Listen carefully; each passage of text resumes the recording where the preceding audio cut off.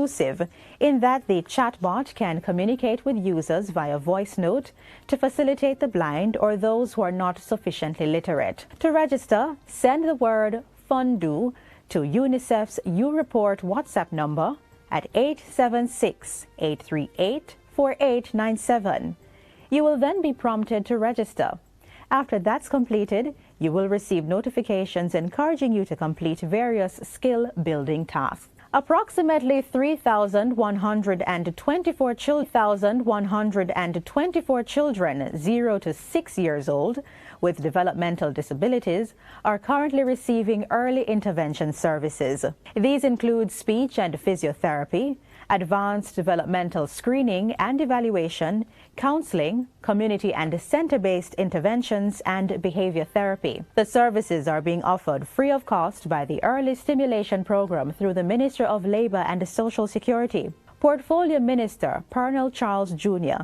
says approximately 165 interventions have been conducted in rural areas via the ministry's mobile units. Importantly, it is this government that in September 2023 opened its doors to 223 new students with developmental disabilities in Kingston and Portland. Additionally, Madam Speaker, we have assisted approximately 60 children with mild to severe disabling conditions to transition into special and regular primary education. He informs that the government is also training more than 800 parents in intervention techniques to better care for and manage their children with disabilities. Persons with disabilities are often defined by their physical, mental, intellectual, or sensory impairment. Nevertheless, many have risen above expectations to excellence, and it is our duty to facilitate their growth and inclusion in all areas of our society and to provide them with opportunities to overcome challenges. The Public Health Department is urging operators of food establishments to adhere to the provisions of their license to ensure safe food practices. Among the provisions are ensuring staff members possess food handlers' permits, maintaining clean facilities, and having running water and sanitary conveniences in place. Under the Public Health Act, adequate hand-washing facilities must be in place, and the principal food preparation areas must be equipped with potable running water, wash basin, liquid soap, hand-drying device, and non-contact waste bins. The Act also states that staff members should wash hands thoroughly before starting to prepare food and after every interruption, especially if the person had to scratch or go to the toilet. Hand washing is also required after preparing raw food, such as fish, meat, or poultry, and washed again before handling other foods. Fingernails must be without nail polish, short and trimmed, and there should be no smoking in the food areas. The Public Health Department says consumers have a personal responsibility to make certain observations and report breaches. This includes looking for the food handler's establishment license, which should be placed in a noticeable location. And finally, inscription of the archaeological site of Port Royal on the UNESCO World Heritage List is currently going through the nomination process. Port Royal was destroyed by an earthquake in 1692 when a large portion of the town fell into the sea and about 2,000 people died because of the tremor. Minister of Culture, Gender, Entertainment and Sport, Olivia Grange, says a file containing the management plan, maps, and other important information supporting the nomination will be submitted at the end of this month. She was speaking at the 65th anniversary church service of the Jamaica National Heritage Trust on Sunday. The final submission of the nomination will be done at the end of January in 2024, when we will know if that site will be declared by the UNESCO. Minister Grange further notes that Port Royal is the first of its kind to be placed on the World Heritage List of 17th century English settlement underwater archaeological sites. Jamaica has other sites on the World Heritage tentative list, including the Cockpit Country and the Seville Heritage Park Museum. Jamaica's first World Heritage site, the Blue and John Crow Mountains, was inscribed to UNESCO's World Heritage List on July 3, 2015.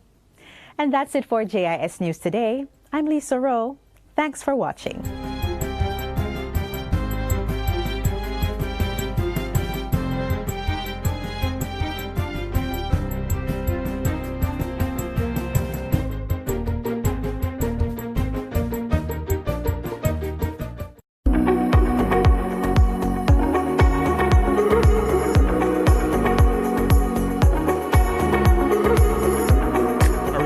of the NHT's loan limit has been undertaken with the intent of improving the affordability to contributors. As a result, the loan limits will be increased to bring the maximum benefit in closer alignment with prevailing market conditions. Effective July 1, 2023, the general loan limit for a single applicant will be increased to $7.5 million. I feel that they might try to do something for poor people. It not reach 100%, but it's getting there. That's a good increase because for persons who are struggling like myself, you can find it a little bit easier. They might increase the chance people can get for other house or can have things, isn't it? Pedestrians reacting to the news revealed by Prime Minister Andrew Holness in Parliament. As the Prime Minister stated, single applicants will go from $6.5 million to $7.5 million. This means two people may access up to $15 million to purchase a home. It's up to $21 million when three family members pull their resources together. Home ownership is indeed a big deal, and all our loan offerings are geared towards assisting our contributors in becoming homeowners. And so we have mortgages under two broad categories: homeowners loan and non-homeowners loans. Under the non-homeowners loan, one can purchase a home on the open market, purchase land to build, or you may access funds to build on land you already own. So for the build on own land loan, you own the land, as the name suggests.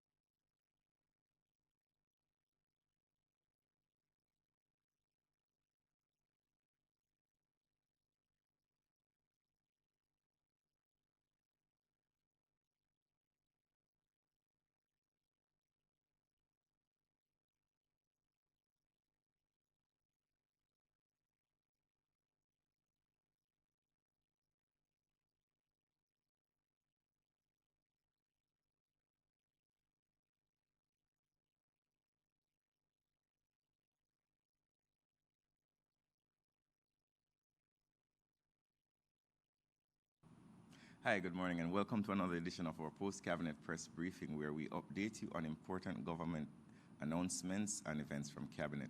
This morning we're joined by Minister Fayval Williams, who will be making a very important presentation. I now ask Minister Williams to attend upon the podium.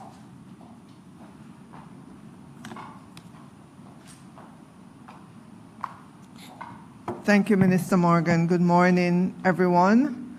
Let me begin by acknowledging the Minister Morgan, Minister of Information. Let me acknowledge as well our Permanent Secretary, Dr. Kassan Troop, and the team from the Ministry of Education and Youth, and to say good morning and acknowledge all the members of the media who are here this morning, all those who are joining us online. Good morning. So I want to start this post-cabinet press briefing by pausing to offer heartfelt condolences on behalf of the Ministry of Education and Youth to the family and friends of Randino James, a student of Anchovy High School who was killed on Friday. I join with the State Minister and Member of Parliament, Honourable Homer Davis, in condemning the senseless and vicious attack on a young and promising Jamaican boy.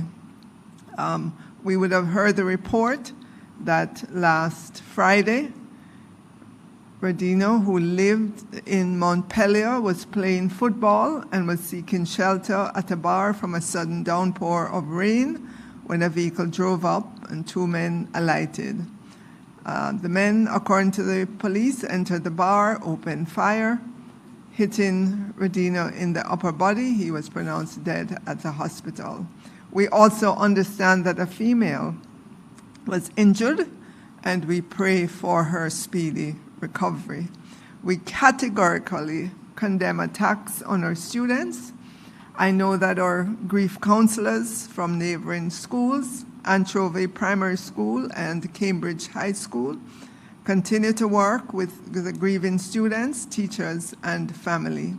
We mourn with the family and the school community, and again strongly condemn the killing of students who, as we all know, are the future of Jamaica.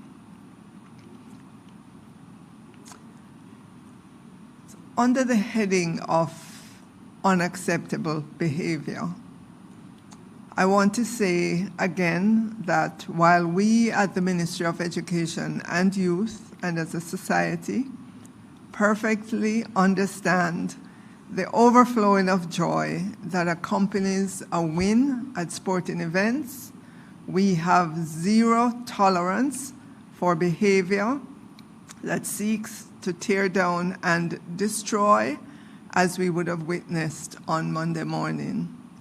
We saw joy and jubilation descend into something ugly. I lay the responsibility squarely at the feet of the leadership of Mona High School to hold those students who were involved in this most crass behavior to account. And indeed, in the principal's response to us, it was indicated that such actions would be taken to investigate and discipline the students swiftly. I know apologies went from the principal of Mona High School to the principal of Jamaica College. I'm imploring our students to exercise all the qualities of sportsmanship that they are taught in the sport. Today being Wednesday, I know all too well that this afternoon at 5 p.m. at the National Stadium, first time odds-defying Manning Cup winner, Mona High School, let's give them the credit, they will be competing aggressively against, again, many times, the Costa Cup champion and most dominant schoolboy football team, Clarendon College. And they're going for that coveted Oliver Shield, I would say the symbol of schoolboy supremacy, Dr. Troop. Yes. So we already know the history of these two schools, and we know that spirits are going to be high, very high, among spectators on both sides.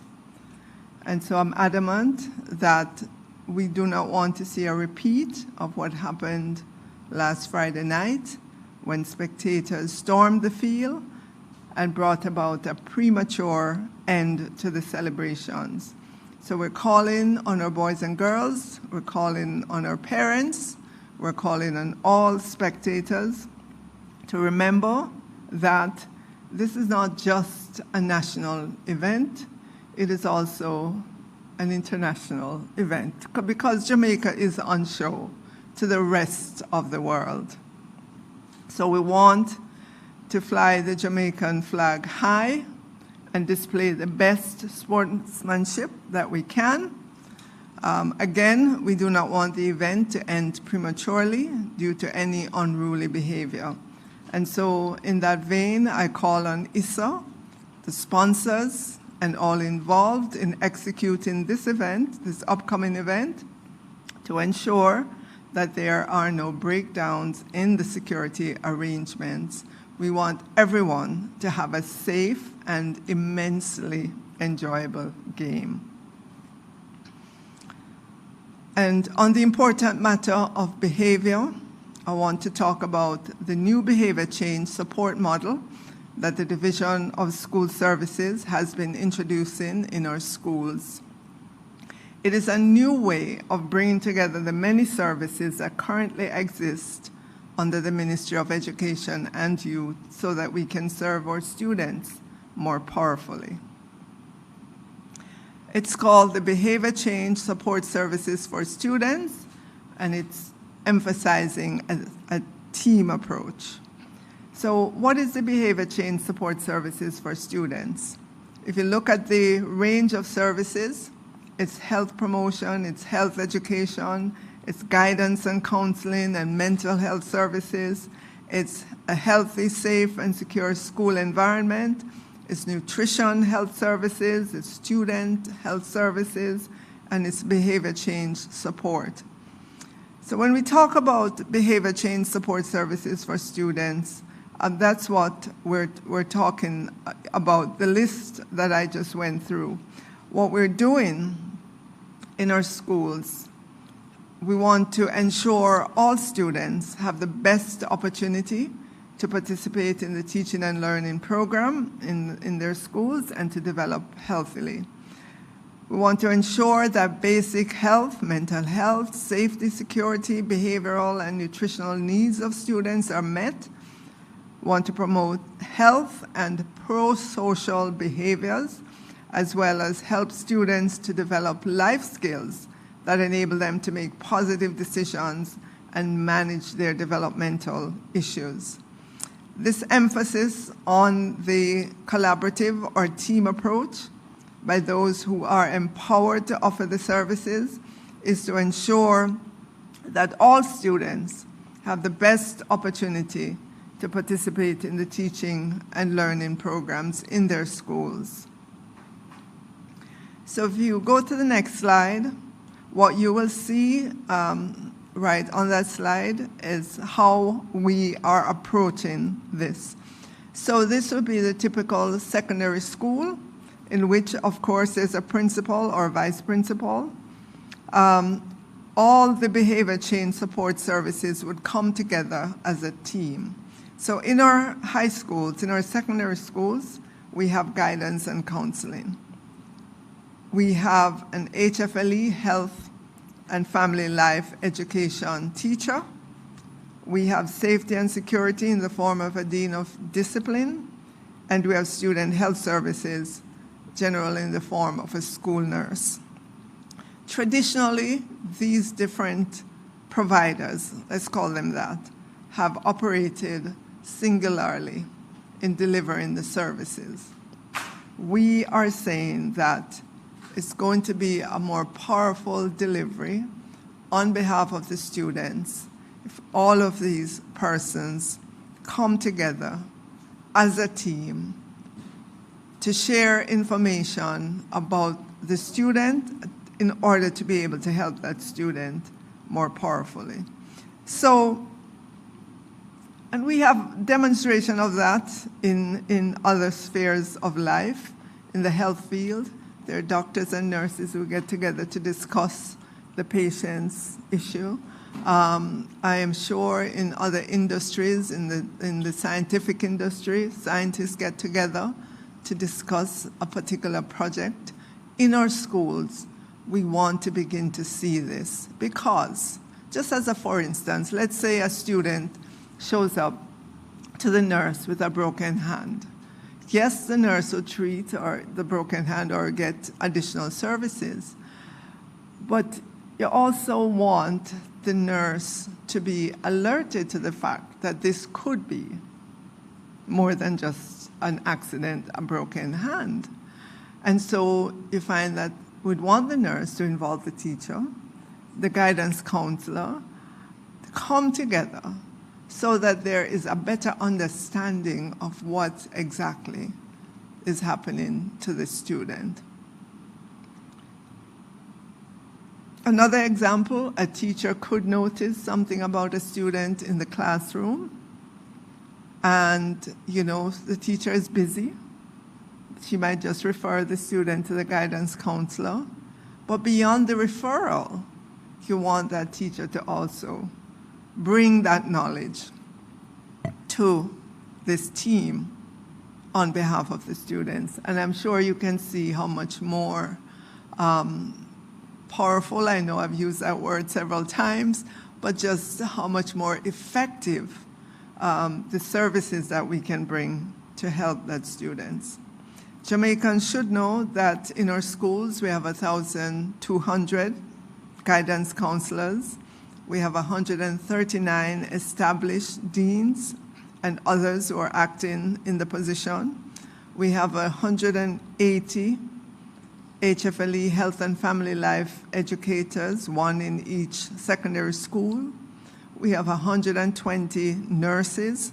And when we looked at the cost of having these persons in our schools, it's about $5 billion annually. So it behooves us to really look at how we're delivering these services, to see if there's a better way that we can do it. And the idea of the collaboration, to give credit where credit is due, came out of the Deans of Discipline annual conference. We have since built the awareness among principals at all our back-to-school conferences. The regions have been sensitized, and we are in the rollout. And to support this, we want to say that an additional $72 million will be included in the grants, in the next tranche of grants to be sent out to our schools. And in our next slide, similarly, it's the same model that will exist in our primary schools. But at our primary schools, we don't have deans of discipline, but we do have a VP or a senior teacher acting or in the position under the safety and security umbrella in the schools. We also, in terms of student health services, we have a vice principal or senior teacher who would manage that component of it. So if you look at the next slide in terms of, again, just pictorially, what it would look like, the form teacher, the class teacher, the subject teachers, which could be your PE, physical education teacher, your civics teacher, your RE, resource teacher, culture agent, all of those entities and persons would come together to influence behavior change in our schools among our students. So this provides an opportunity for us to be inclusive, collaborative, introspective. We want to reinforce the notion of a community of persons working together for the best interest of the students. And you can see where this would mean that students would not fall through the cracks. On the other hand, for the providers of the service, the teachers, such an approach will reduce the feeling of being overburdened. Instead, they too will have a community to which they can communicate about the students, get the perspectives from each other. And I did lay out the examples already in other fields of how those professionals collaborate to deliver a better product, a better service to the students. And so when we look at the behavior change support services, when we look at the academic support, we have to bring both of these together so that we address the holistic development of students. It's a new model and a team approach in executing the portfolio activities, all geared at behavior change. And I'm sure Jamaicans will agree with me that we need to see a marked change in the behavior of our students in the classroom, on the school compound, at the school gate, on the way home, on the way back to school, in their communities, because our children, they are growing up to be the next generation of Jamaicans, they're adults. And if we can't grow them up in a way that would suggest to us that they will take their rightful place in Jamaica, then, P.S., we just would have to redouble, triple, quadruple our efforts to ensure that is so. So as I pause to end this post-cabinet press briefing today, December 13, 2023, I acknowledge the upcoming end of this Christmas term, 2023. I want to take this opportunity to thank each and every principal, each and every administrator, each and every teacher, every caregiver, every parent, and most importantly, our students for the work that we've done since the start of the school year. I know it has been good times and bad times, but together I know that we will continue to face the many issues and opportunities for all of us in the education sector. We understand the significance, the importance of education. We understand as well the work that still needs to be done. And so I want to wish everyone a Merry Christmas and a safe return in January 2024. Thank you.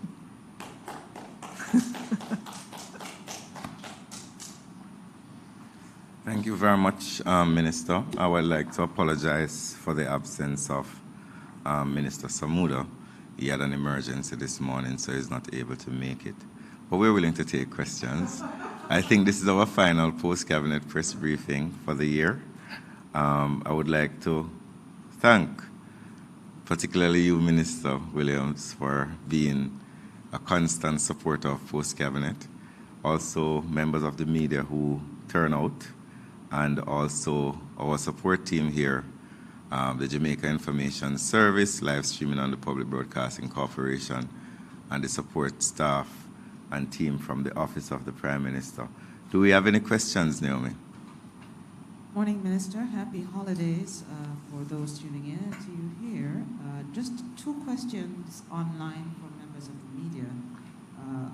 Minister Williams, not directly at your presentation, but there's a journalist who wants to know about the crisis management and safety protocols that have been fine-tuned given the number of tremors that have been felt. Are you comfortable with those that are now in place, and what is being done to strengthen, if any, those protocols? And then there is another question requesting an update on the STEM schools that are being introduced by the government.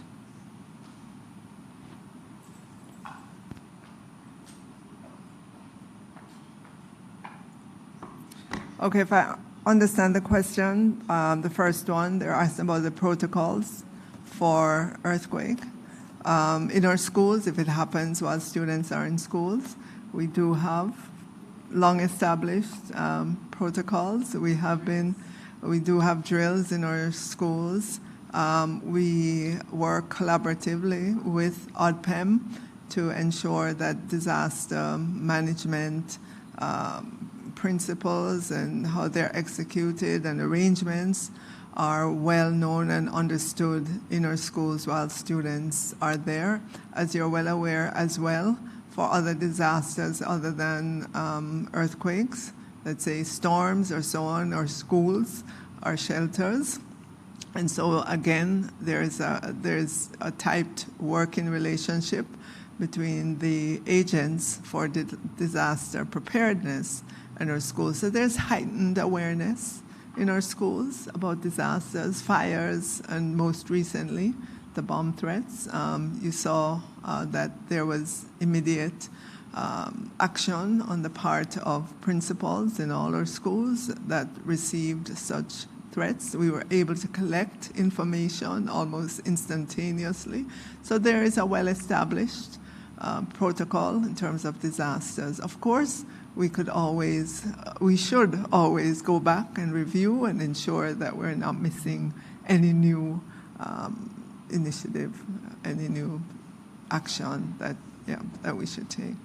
Thank you for that, Minister. And the other question concerning just an update on the STEM schools being rolled out by the government? Right. So some time ago, the Prime Minister announced that in Jamaica we want to build 6 STEM schools and 1 performing arts school.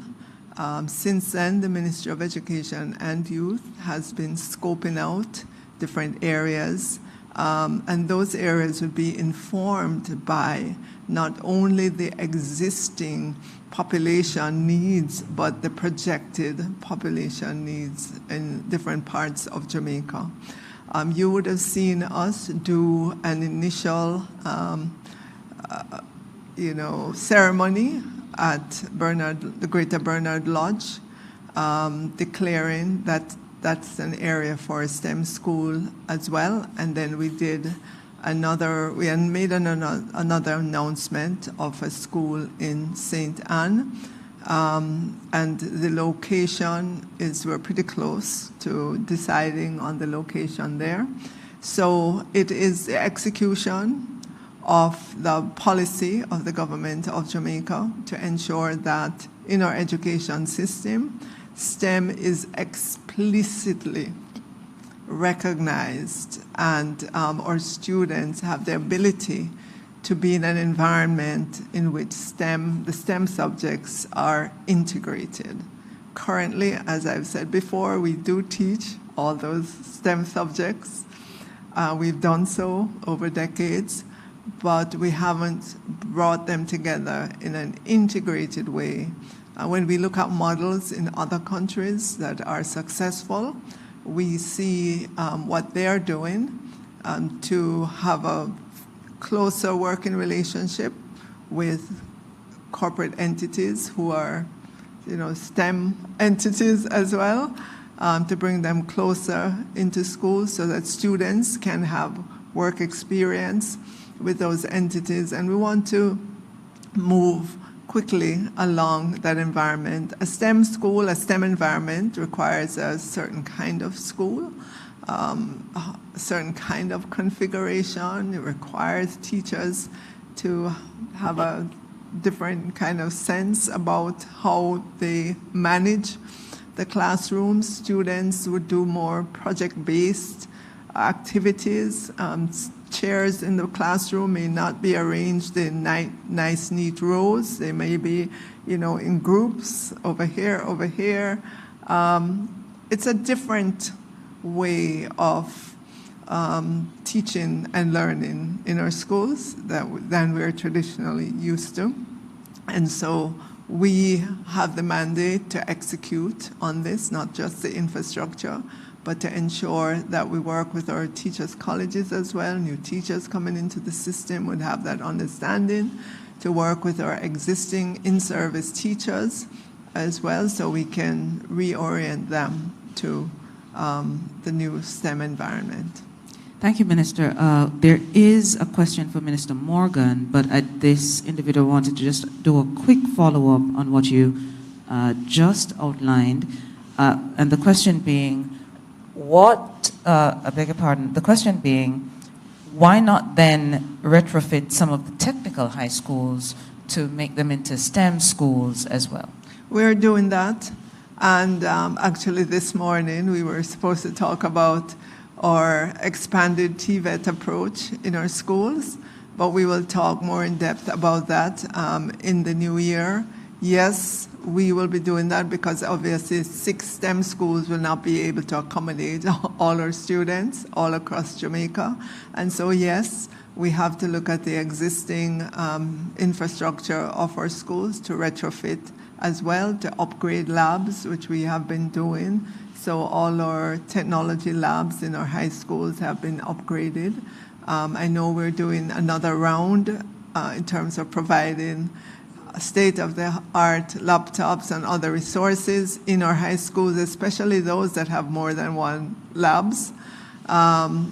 We are spending annually about $400 million for technical and vocational education training, and which, when you compare it to STEM learning, it has many of the characteristics, yes, that we want. So we're not doing one at the exclusion of the other. It's integrated. Thank you, Minister. Let's take a question from the floor and then go to the question sent in online. Good morning, Minister. Jordana Murphy, JIS. Can you clarify when the rollout of the behavior change support services will begin? In the new school year, right? In the new school term in January, starting in January. As I said, the idea came out of conferences that we had at the beginning of the school year. We had to go through sensitization of our principals because it will require just a different way of working. And we have gone through that sensitization, awareness building. And so now we will begin to see the rollout in our secondary and primary schools. Minister, don't mean to pressure you, but I'll just round out the education questions. Another one for you in terms of expanding the cadre of guidance counselors to complement deans of disciplines as a means to improve the system. Definitely, we would love to expand from the 1,200 that we have currently, because when you look at the ratio of guidance counselors to students, that ratio is high. Yeah, we want to go to 1 to 500. We're at 1 to 500 now. We want to go at least 1 to 400. We have to do so within the confines of our budgets. And so, yes, I know this school year we added over. Yeah. So as our budget allows, we will expand because we know the value of the guidance counselors in our schools. Thank you, Minister. Minister Morgan, question for you. It says, good morning, Minister Morgan. Unfortunately, Minister Samuda is not there, but can you say if Cabinet discussed the final statement from COP28 as yet, and what is Jamaica's position on the final document? Minister Samuda will be making a ministerial statement where we will give an update as to Jamaica's statement at COP, as well as the final document coming out of COP. He will also be speaking on several other environmental issues that have been in the media as of recent dates. So you can look forward to that this week, I suspect, in the Senate. Thank you, Minister. Final question that I see entirely online, having to do with Jamaica's vote yesterday at the UN General Assembly regarding a ceasefire in Israel and the Gaza Strip. What's the question? The question is just a comment from you on that. Well, I mean, the Prime Minister would have made the final comment, really. Our government promotes peace. We promote a two-state solution, and the Prime Minister would have articulated that at another place. And I think if you refer back to that statement, it was very fulsome and very clear as to what the government's position is. And I think this vote demonstrates it as well. All right. Thank you very much. No further. Well, thank you very much. I wish everyone a Merry Christmas and a Happy New Year when it comes. Please ease up on the cake. I'd like to thank all our viewers who have been very loyal to us over the last several months. We'll be back next year. I think it's the second week in January for another post-cabinet press briefing. I want to thank all of you for joining us and wish you all a wonderful and safe day. Thank you.